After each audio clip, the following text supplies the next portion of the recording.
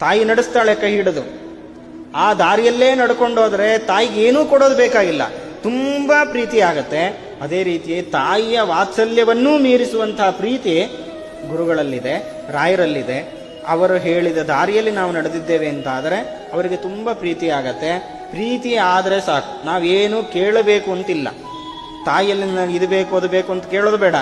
ತಾಯಿಗೆ ನಮ್ಮ ಮೇಲೆ ಪ್ರೀತಿ ಜಾಸ್ತಿ ಆದರೆ ಸಾಕು, ನಾವು ಕೇಳದೇ ಇದ್ರೂ ಎಲ್ಲ ಕೊಡ್ತಾಳೆ. ನಮ್ಗೇನು ಬೇಕು, ಯಾವುದು ಕೆಡುಕು ಯಾವುದು ಒಳಿತು ಎಲ್ಲ ತಿಳ್ಕೊಂಡಿರ್ತಾಳೆ. ಹಾಗೆ ರಾಯ ನಾವು ಅವರನ್ನು ಅರ್ಥ ಮಾಡಿಕೊಂಡ್ರೆ, ನಮ್ಮ ಮೇಲೆ ಅವರು ಪ್ರೀತಿಯನ್ನು ಮಾಡಲಿಕ್ಕೆ ಪ್ರಾರಂಭ ಮಾಡಿದ್ರೆ ಅದಕ್ಕೆ ಬೆಲೆ ಕಟ್ಟಲಿಕ್ಕೆ ಸಾಧ್ಯ ಇಲ್ಲ.